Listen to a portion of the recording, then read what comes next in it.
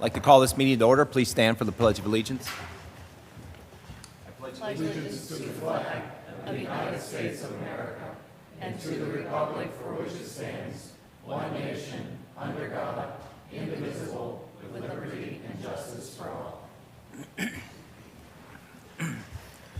Mr. Piscianeri, will you please call roll? Yep. Mrs. Feiss? Here. Mr. Grisbeck? Here. Mrs. Janicek? Here. Mrs. Hoppy? Here. Mr. McGregor? Here. Mr. Modrak? Here. Mr. Scalzo? Here. Mrs. Turner? Here. Mr. Christensen? Here. 9 present. Thank you. Can I get a motion to approve the meeting minutes from 6:13, 6:20, and 6:27? So moved. Moved by Ms. Hoppy, seconded by Mr. McGregor.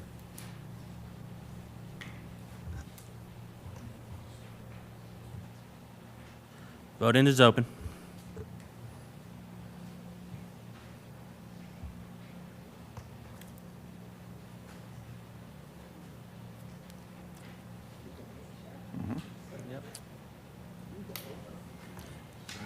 Oh, sorry, I skipped over one. Can I get a motion to adopt the agenda for business items? Second. Motion is made by Ms. Turner, seconded by Mrs. Scalzo.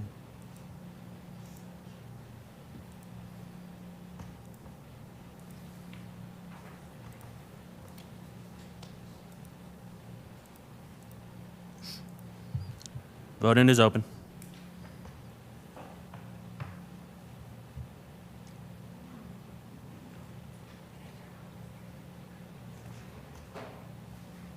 Nine no.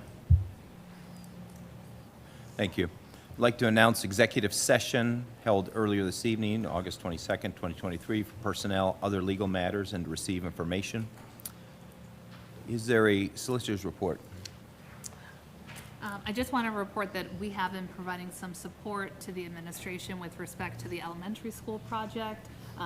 We anticipate that the developers agreement and a related stormwater management agreement will be finalized in the next month, which will be some of those last paperwork pieces on the legal side with the municipality before you move forward. And then certainly in the next month, 2 months, we'll have a lot of action items that kind of catapult that project forward. And I'm sure Dr. Walsh or others will address those later tonight. And I just want to wish everyone a successful beginning to the beginning of a new school year. Thank you. Thanks. Any committee reports, any updates from other committees? No updates from the school start time subcommittee, but we will be having our first kickoff meeting at the end of September. Okay. Anything else? Steel Center, we approved, the Joint Operating Committee approved the moving forward of the construction project, the renovations. So we are full steam ahead, getting some things done. Good. There were a few edits to the scope, the overall scope. 2 departments will not be completed as planned in the beginning. But other than that, it's going to look great. Ms. Hoppy, one question about that you may or may not know. I may have to talk to Mr. Rice, but the diesel program there is ending, correct? Or am I mistaken? No, that is correct. So the Okay. diesel mechanic program has been closed because we could not find an instructor after months of searching. What they did was Mr. Rice took the enrollment in that program. When students enroll at Steel Center, they have a first choice and a second choice of program. They looked and saw what the second choice of those students were and offered them that second choice. One of the students was also assigned to Parkway, Parkway West, CTE. And so, yeah, it was unfortunate, but the way the industry is, people are paid more to work in the industry than teach the industry. So, yeah, unfortunately that program did close, but every student was accommodated. Awesome, thank you. And do you know, I know that was part of the work that they were doing for the renovations, was some work associated with the diesel program. Do you know if they're shifting that in any certain way or just kind of using it as needed? So really it just cut the cost of the program. So they're not Okay. renovating the diesel tech lab, nor the HVAC lab. Okay. But they want to expand the auto mechanic program and that lab space. Okay. So some of those, some of that may be redirected, but overall, the cost of the renovation was cut by that much. Okay. Thank you very much. I Yep, appreciate the you're info. Superintendent's report. Thank you. Good evening, everyone, and welcome back to our students, our staff. It's back to school week.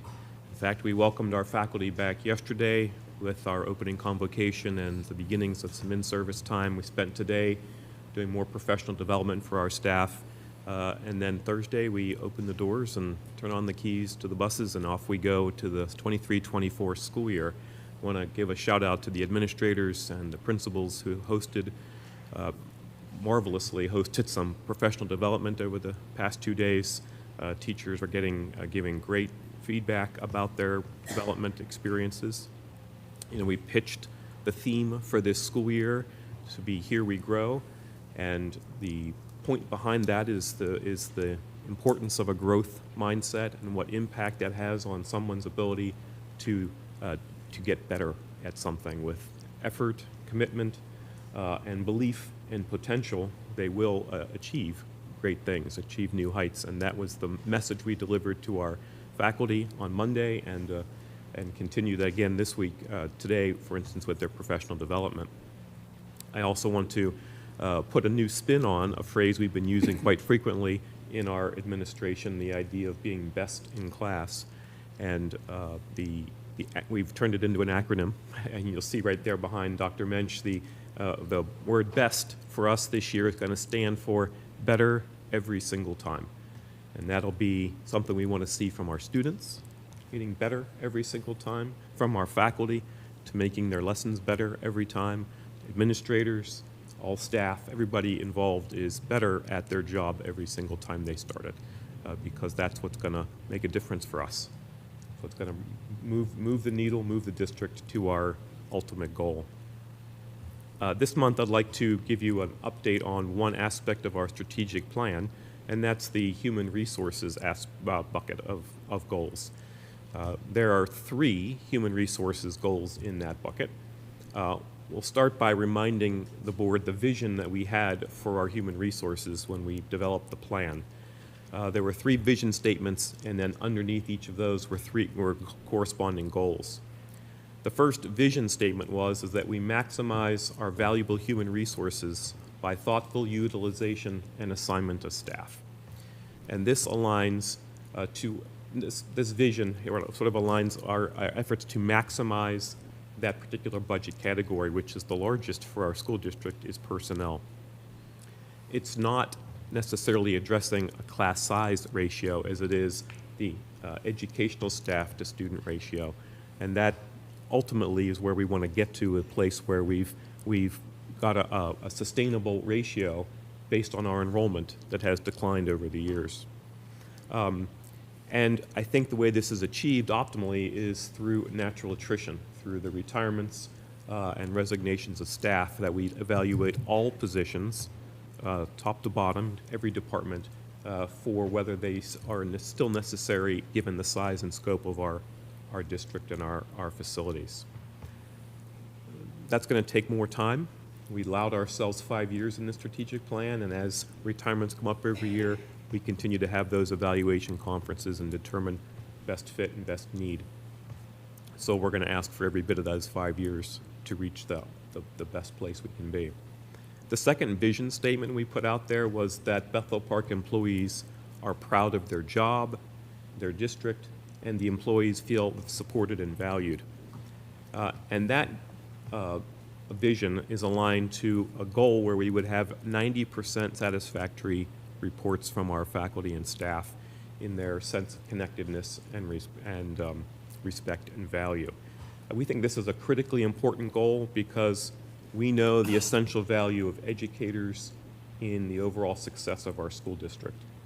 Great teachers in the classroom, great support staff with them, and great administrators will make that the ultimate goal of best in class come to fruition. One of the things I'm looking forward to this year is getting some data from that upcoming past survey that we're going to start this fall. We also want to point out that we have high expectations for professional development and for our new teachers that come on board, that there's a goodness of fit and that they are provided all the tools and support necessary to be part of this great team of educators.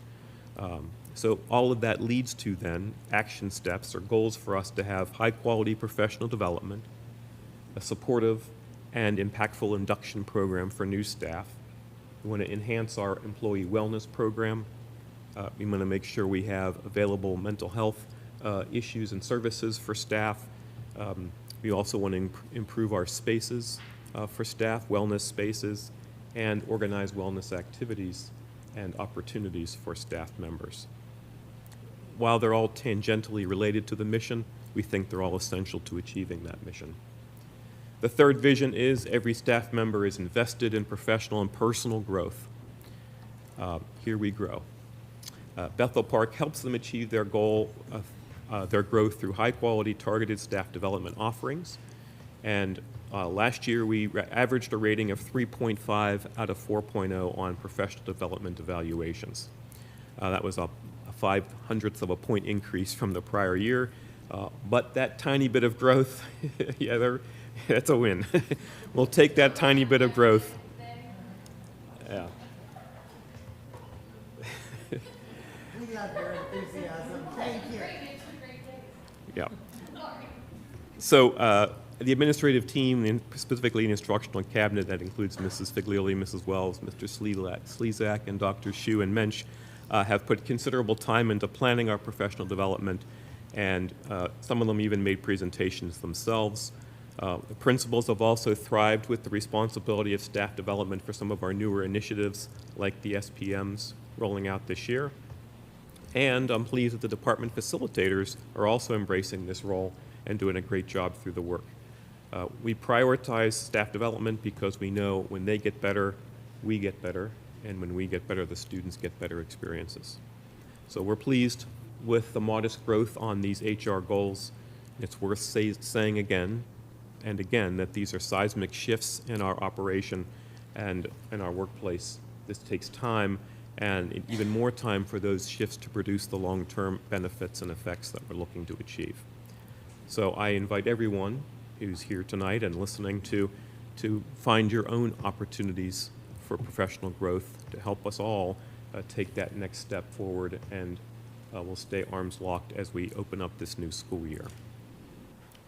I'm going to ask Mr. Cromie now to kick us off with his 5 big things for this month.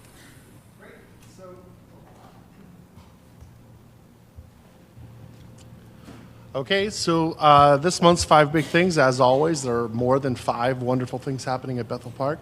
It's one of the great things about working at Bethel Park is there's always a lot to choose from.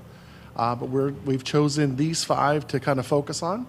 The first one is Mr. Tim Beck will serve as the interim principal at Neil Armstrong Middle School while the district comprehensively searches for a permanent principal. As you know, Kenny Patterson, who's an outstanding principal, is leaving the school district in September. And so while we look for a principal, we will have Mr. Beck serve as the interim. Some families might be familiar with Mr. Beck.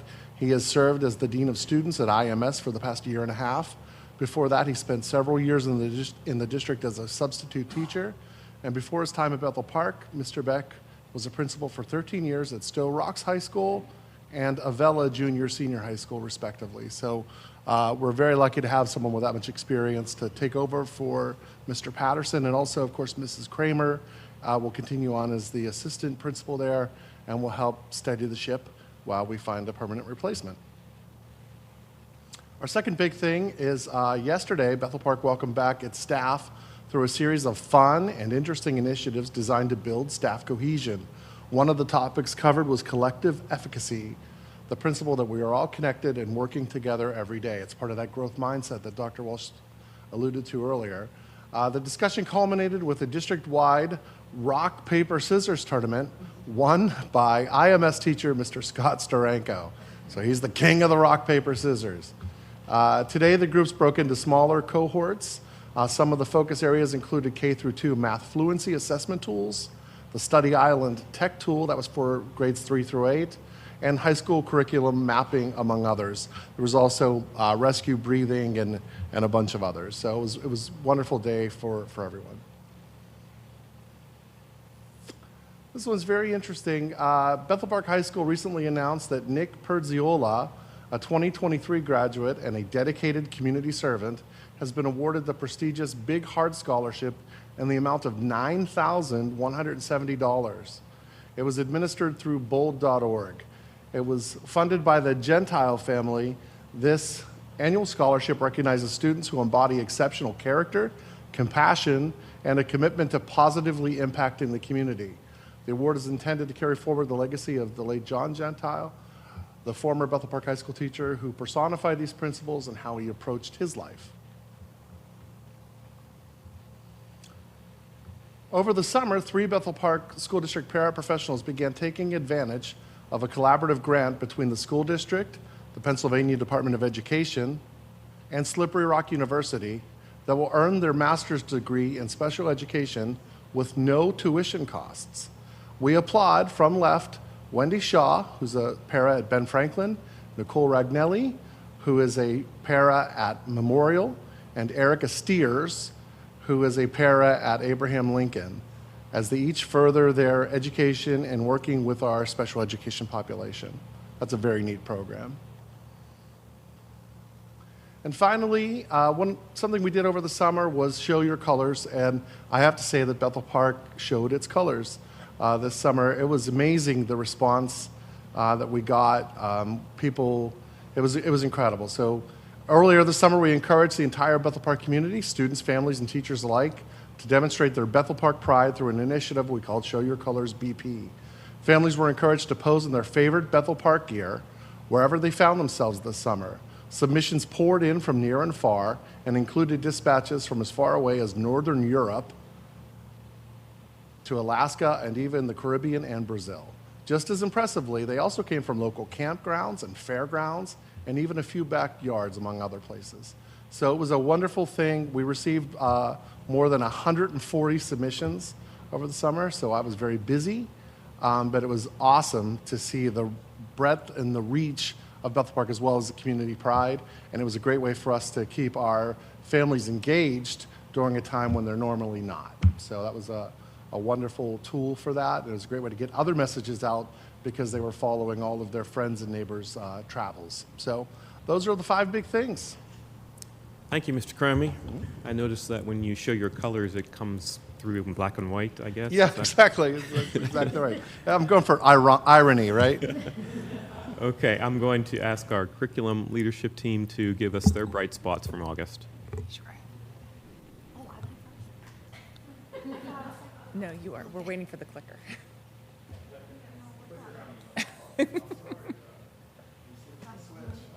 It's all good. It's all good. Thank you for having us present this evening. We want to talk about a few of the bright spots from over the summer and one that we're looking forward to. So to highlight the Summer of Learning, which I spoke about before, we had 78 students in K through 8 take part in our Summer of Learning in June this year. It was a 12-day Summer of Learning camp that focused on the humanities, math, and this year we added STREAM to the mix. It was an elective where students got to do some hands-on activities and work in a collaborative nature and to create. And so we want to thank our teachers, our staff, our families, our students, and everyone at the buildings that made this possible, our host buildings, for having all of our grades. So here are some pictures to highlight. We had some hummingbird robots where students used some coding in order to use a hummingbird robotic kit to make things light up, make things move. It was dependent upon how they coded on what pieces they had in the hummingbird robotics kits. Some of our students made birds' nests. We had some themes, and so they had to fit 3 eggs into a bird's nest using the materials that were provided to them. So you can see all the creativity there. They built meerkat tunnels where they had to be able to have a marble go through the tunnel like a meerkat would burrow underneath and go through a tunnel underground. hoop gliders. So they had a contest, they had the 2 rings, and they had to build a hoop glider and throw it to see whose would glide the furthest in our transportation unit. We had parachutes that we also had to drop an item and see who could glide the most gracefully with the items off at various heights. We had transportation rockets where students had their own rockets and then had to use the air in their lungs to propel their rockets through the school. Osmo, this was a collaborative activity where students mirrored what they saw on the screen and they worked together with a partner. So it involved creative thinking and reasoning and collaboration and cooperation at a young age. Spiro, these were robots that the students could control the motion, and they had a lot of fun. You can see with their tablets, they could make them move. And then Dash, also these students could make the Dash light up and move and follow paths, and so they got some introduction to some roboting. Something that we're looking forward to this year, we are doing, I apologize, that should say K-5 ELA pilot. We are looking at piloting our English language arts materials in the K-5 grades. And we have some teachers who are going to do a full year pilot, and we are piloting 2 different programs so that we can see the pros and cons and what we like and what the strengths and weaknesses are. One of those programs is Into Reading, and this is the precursor program to the Into Literature that the board approved for this year for 6 to 8. And so we have teachers in 2nd, 3rd, 4th, and possibly 5th grade. The 5th grade is the one that we're waiting on to make sure we can get those materials. And then we have CKLA, which is a knowledge-based program, and we have people piloting in 1st, 2nd, and 5th grade for that program. And we are hoping that we can have some kindergarten representation in both programs. So we have reached out directly to the kindergarten teachers, and the principals have reached out too, because we want to ensure that everyone has a voice in making this decision and in going over a rubric to make sure we make a decision that best fits our students and our needs. The Into Reading program, I just wanted to share a graphic here, a day in the life of the Into Reading program. It's divided into 3-week modules, and it is divided into rotations of independent practice, writing, vocabulary, whole group, teacher-led instruction. What this will look like, we really don't know yet because we haven't started the pilot, but this is what we're looking forward to with foundational skills, vocabulary, reading, and writing. There will be, again, 3-week modules that will all focus around building knowledge in the Into Reading program. And this is more of a consumable-based program where the students have their reading, their writing, their activities all housed in a single workbook. There is also an electronic component because we know that is important to have access. The CKLA program is a knowledge-based program. That's what they pride themselves on, where every year the same basic vertical topics are reviewed each year and displayed in a different way across the grade levels. They also have a lot of nonfiction text, so some science text, some social studies text in their knowledge-based program. And then they have a separate skills strand. So they break their program into 2 60-minute periods in the K-2, where that skills strand really works on building your early foundational skills. And then in the 3rd through 5th, it's more of an integrated approach, which we are more accustomed to. So we are very excited to be bringing these items to the school, and we will keep you updated. Good evening. I'm happy to report that the adults are having as much fun as the kids. And I think you'll thoroughly enjoy the experience that we had as administrators and facilitators at our retreat over the summer. I think many of us are familiar with the Children's Museum that we've always been to, But there is another museum that the Children's Museum owns. It's called Museum Lab.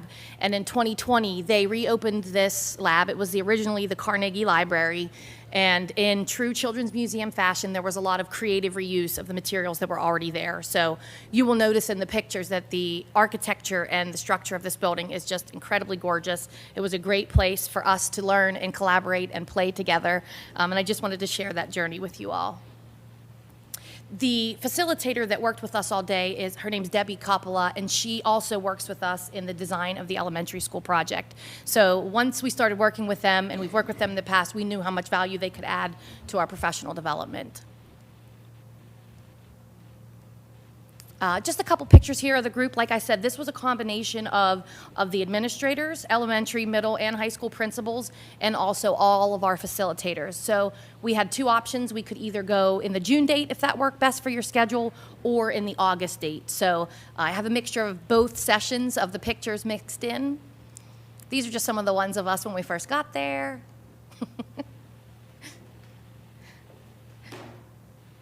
One of the first things we had to do was a design challenge, and we were to design something that could be used in the classroom. And so they had a variety of materials ready for us. As you can see, we were allowed to use plastics and foam, different fabric, ribbons, buttons, different adhesives, connectors and doodads, cardboard paper, and lots of different adhesives and ways to connect things. So we started by receiving our task, that we needed the materials that we were allowed to use for the task, and we had to get to work.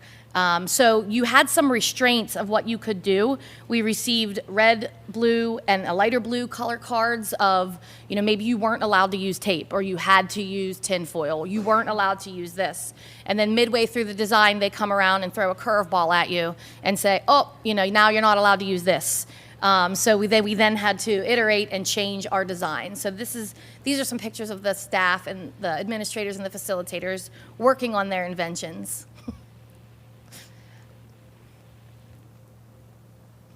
And we also then had the chance to pitch our inventions. There were some really, really great ideas. I'm surprised you didn't get contacted about patents. People told us that they were going to reach out to you. Mr. Villani and Mr. Schilling were very, very proud of their invention. But we did. We had, really what came out of the inventions was something that we've all been noticing, a theme towards social emotional learning. There were things that were being created that could help students feel more comfortable, help students feel more engaged, different things, fidgets and things like that could give sensory input to students. And it really was an overarching theme that the social emotional needs of our students are just as great as the academic needs. Just a couple more. Mr. Pictionary in his lovely apron. That's custom made. I want to just comment on the amount of joy and energy that was in the room. Both days, it was just so great to see people relaxed, enjoying themselves, having fun, and the Children's Museum did a great job of really tying all that back to our focus on a universal design for learning. So towards the end of the day, we then had to go look at that challenge that we did and say, okay, if we were designing that challenge for any learner, how would that have had to be different? If you were someone who were visually impaired or hearing impaired, or would you have been able to do what we did? What accommodations would we need to make? So we did get a little competitive. I'm not gonna lie, they had to change some things to meet our competitive needs, but the posters, even the things that were coming out of the group, everybody was so engaged and so focused, and it was really, really interesting to hear people's perspectives on how they would have approached that differently. These were just a couple of the examples. I will say Mr. Slezak's poster did get the most votes. That is first. I admit he won. We ended with something called Gymnasium. This is actually, those are the stacks that existed in the Carnegie Library, and during the pandemic, they had an artist come in that actually created that. And as COVID went on longer and things stayed closed longer, it became more and more intricate. And so essentially, it is a gymnasium that is built out of string and weaved. And so we climbed, we played, some people got stuck, not mentioning names, some people fell, but it truly was. And you had to go, we had to bring socks, And I brought my trampoline socks just in case there was going to be a competition or a race. I came prepared, but we finished the day in the gymnasium, and it truly was just a remembering of what it feels like to be a kid and working together collaboratively. I know that the facilitators greatly appreciated the opportunity to not just learn and hear about policies and procedures and things we need to do, but really to build and network and build our team together. And I can say we are ready to go, and that energy really, really carried over into yesterday and today, and we are feeling great about the start of this year. Thank you. And that's all I had.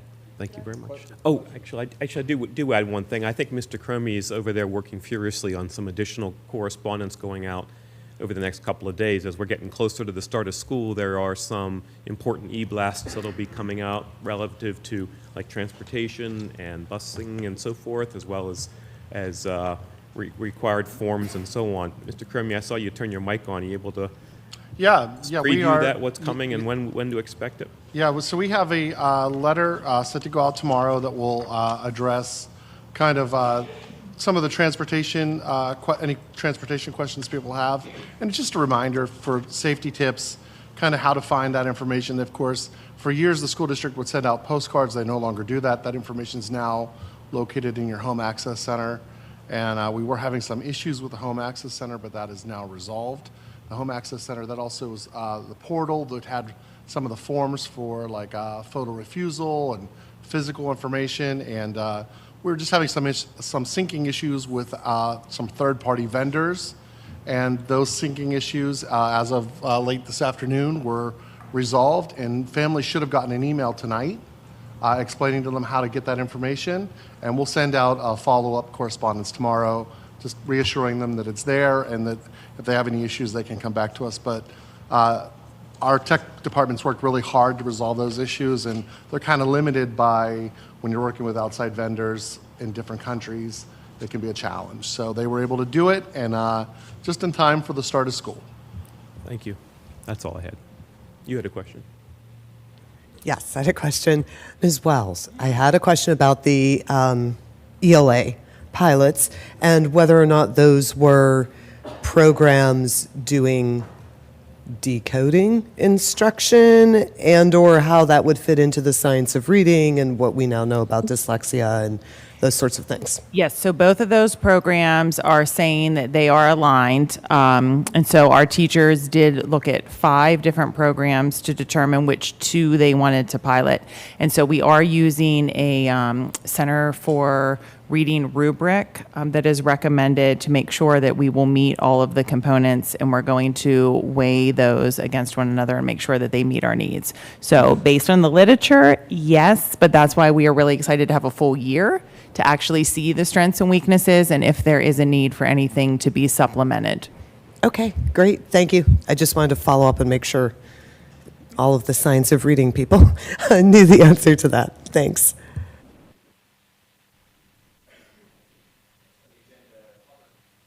Next on the agenda, public comments on any agenda items. Any call-ins? No? Okay. Let's move on to the business part of the agenda. Ms. Hoppy, can you take the 8 items under consent agenda? I sure can, Mr. Christensen. So on the consent agenda this evening, we have number 1, acceptance of the 2023-2024 Title I, Title IIA, Title III, and Title IVA grants. Number 2, 2023-24 Title IA, Title IIA non-public school services. Number 3, July 2023 and August 2023 salaries and bills. Number 4, June 2023 financial report. Number 5, July 2023 financial report. Number 6, budgetary transfers. Number 7, approval of real estate services. Number 8, waive of facility rental fees. And number 9 is approval of consent agenda. Is there a second? Second. Motion was made by Ms. Hoppy, seconded by Mr. Scalzo.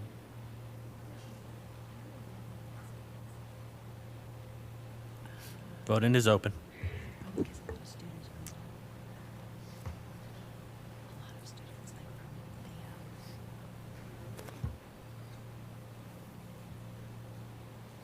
Motion passes.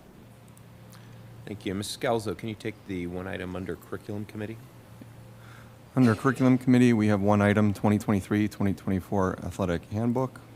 I would like to move the 23-24 Athletic Handbook. So motion was made by Ms. Scalzo, seconded by Ms. Janusik.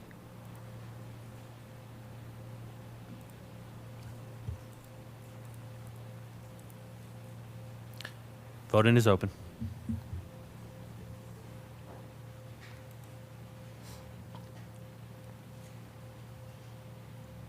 Motion passes. Mr. McGregor, can you take the 7 items under Personnel Committee? Sure can. There are 7 items under personnel. Number 1, acceptance of resignations. Number 2, change of assignment. Number 3, appointment of personnel. Number 4, approval of unpaid leave of absence. Number 5, an MOA with the paraprofessional and AIDS Educational Support Unit of the Bethel Park Federation of Teachers, CBA.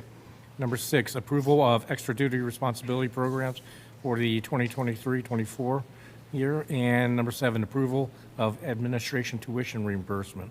So I would like to move all 7. Second. So motion is made by Ms. McGregor, seconded by Mr. Scalzo. Since these were not on our last agenda, any questions on any of these items? No? I Okay. do. I have one go for ahead. Mr. Puccineri.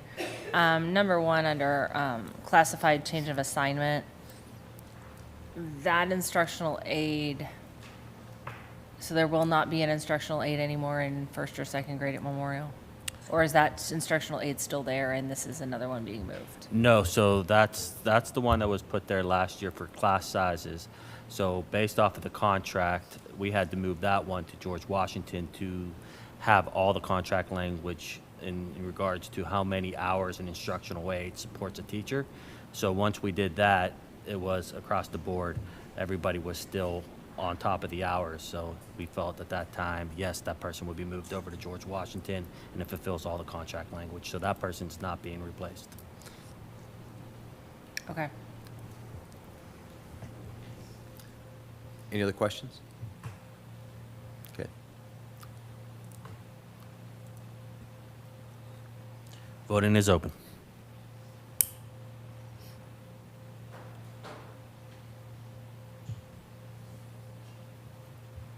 Motion passes. Mr. Grisbeck, can you take the 4 items under Finance Committee? Yes, sir. We have 4 items tonight under the Finance Committee agenda. Item number 1, payment for Independence Middle School Phase 2 renovations to Site Logic Energy Services, Inc. for a total of $1,700,655 for the Phase 2 Giza project renovations at Independence Middle School. Item number 2, payment for the new K-5 elementary school in the amount of $1,727.94 to HRG, Inc. for the new K-5 elementary school project. Item number 3, payment for the new K-5 elementary school project to Draw Collective for a total of $338,302.80. And item number 4, approval of student services contracts for Watson Institute and Southwood Psychiatric Hospital. I move to approve items number 1 through 4. Do a second? So motion was made by Mr. Grisbeck, seconded by Mr. McGregor. Any comments, questions? I have one for, I think, Dr. Shu. The Watson Institute, I noticed the payment went up significantly. Can you, do you have any explanation as to why? And are these the same students that went last year? Do we have new students going? And how many are we contracted for their total? There was not any explanation provided. When I put it on the agenda just yesterday, I do not have an explanation. It had not gone up for several years. Okay. So I can say that we have 2 students, and there's 2 different prices that are included. I don't know if I specified that. One is their WISCA location, and then one is their traditional Watson program. There's 2 students in the WISCA program and approximately 5 in the Watson program. We are currently working on transitioning a couple of those students back to in-district starting as of first day school.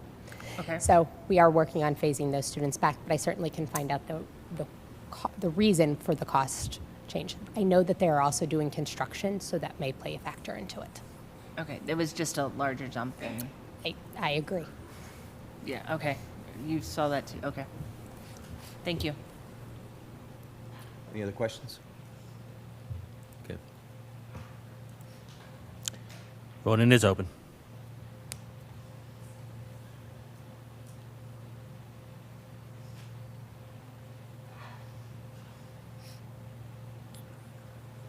Motion passes. So under policy, Ms. Turner, I guess there's just a second of 3 readings. So 006 meetings, 201 admission of students, 216.1 supplemental discipline record, and 250 student experience homelessness, foster care, and other educational instabilities. They were all read last week, and Dr. Walsh had answered any questions we had on red lines. Okay. So they will move to the September voting September agenda. voting and meeting. Okay, perfect. Could I ask a question, a clarifying question? I guess Dr. Walsh or Dr. Minch. What is considered a student experiencing homelessness? I sometimes talk to families, and often I think they don't understand that their situation might technically be considered homeless. Yeah, sure. So homeless students might be students that actually have left their house and gone and doubled up with another parent. So in fact, their biological parents are not homeless, but they themselves are homeless because they've run away or gone to another physical location. So that's one that I think often people don't know about, that student is actually a homeless student. The most common that we see, obviously, is our families that are displaced from their home and are living normally doubled up with another family, but that would often be the whole family or the parent, guardian, and child. Those are the situations we see, and that's the definition, of homelessness. So, and I would say that if there's ever any questions, as the homeless liaison, people should certainly reach out to me, because if it's not homelessness, I can help them navigate that. So any questions should come to me as the liaison, and I'll help them navigate it. Thank you so much. I appreciate that. Oftentimes people think if we have somewhere to sleep at night, we aren't homeless. And in this situation, it's different, and there are things you can do to help and make things work out. I appreciate that. Thank you so much. Ms. Janison, can you take the 2 items under other? Surely. I move the 2023-24 Health and Safety Plan for approval. And I was going to do both. That's okay. I also move the resolution for the donation of unused personal property for the donation of surplus Lysol wipes and surplus furniture. Now second. The motion was made by Ms. Janicek, seconded by Mr. Grisbeck. Any questions, comments? I'd just like to say that Dr. Krasinski, good job getting rid of the 1 million or so Lysol wipes we had left over from COVID, which were provided to us by federal funding, right? Yeah. That is correct. That is correct. Our communities have benefited. SHIM has taken several pallets. The JCCL put them in go bags for their kids. They took 1,500 packages. A number of our schools have them for their fun days this week or for open house, so families can take a box, take a package, whatever you need to do. Thank you. Voting is open.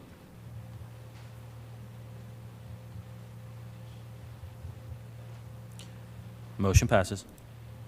Okay, thank you.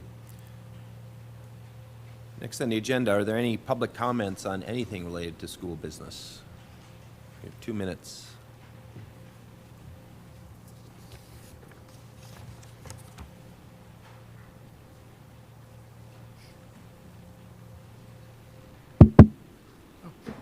Marvelosa, it's on.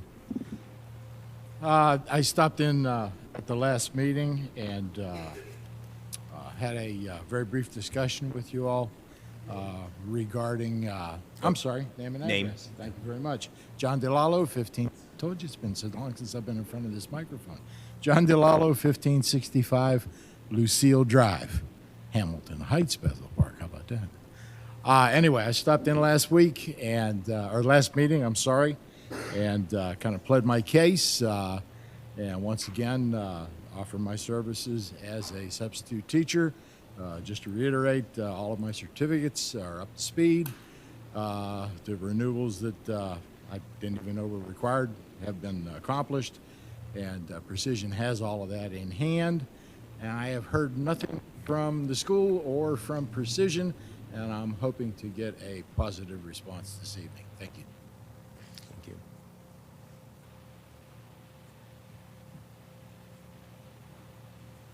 Any other comments? Any call-ins?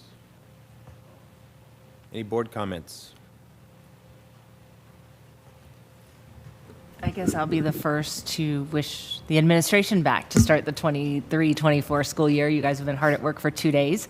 And to wish that everybody gets a good night's sleep on Wednesday night, start bright and early with all smiling faces on Thursday morning. And to two things, encourage those of you that have your signs that say welcome to Bethel Park to please make sure they're out so all those students that get on those buses in the morning, especially kindergarten or new to the district, feel welcome as they get on the bus and drive through their neighborhood to get to their school. And second of all, I had made this plea last year, so I'm making it again, and Mr. Cromie can help me by putting it out on social media. Please wear your black and orange on Fridays. I know a lot of the midget football wears theirs, and cheerleaders wears theirs, and at the high school level and at the middle school level, they wear theirs. But encourage your students. It doesn't have to say Bethel Park. It can be a white shirt. It can be a black shirt. It can be an orange shirt or black shorts. Just support it and be united in who your colors are as you move through the school year on Fridays. And all Fridays, because we have basketball games on Friday nights in the winter, and there's lacrosse, and there's soccer, and there's baseball. So let's continue that tradition throughout the whole school year. I love to see it, especially when I drove by a playground on a Friday. There was a spread of black and orange throughout those grounds. So let's keep that up. Thank you, and I wish everyone a happy and successful school year. And to those alumni, good luck at college this year. I just have a couple of things. First, to our curriculum coordinators, I love piloting 2 programs at the same time for a compare-contrast is wonderful. Because so many times I hear of schools piloting one program, but you have nothing to compare it to other than what you're already using. So I think that's super smart. I love the presentation. I love the enthusiasm. And something that really struck me as I used to work in the district, there was such a disjointedness between departments a lot of times. And to see our music facilitator working with, someone in a completely different department in a capacity that they've never interacted before, possibly, is really encouraging. And I know that I have to believe that they found so much value in that, because I think they felt disjointed too. And so it brought a lot of cohesion. Like just seeing that cohesion and that collaboration and the fun you all had together is really, really encouraging. And I think it goes a long way in, seeping into the rest of the culture of the district. So thank you very much for all of your hard work. Really appreciate it. I wanted to say the same, basically. Thank you so much for the administrative team, all of the hard work you all have been putting in all through the summer while we were frequently at beaches and pools and doing other things. So we appreciate that because it's so evident, and it is absolutely wonderful to see everyone really coming together and having fun, learning to get along with one another and appreciate differences. And they've now had an experience we hope that they spread and share with the staff and teachers in their buildings, and then when teachers and staff share it with the children and the students, and it's really exciting. And I know that professional development is not easy to do. So thank you for doing it and doing it well and making sure it's relevant and interesting. And good luck. Have a wonderful school year, everyone. Anything else? Is there a motion to adjourn? All in favor? All in favor? Aye. Opposed? No, meeting adjourned. Thank you.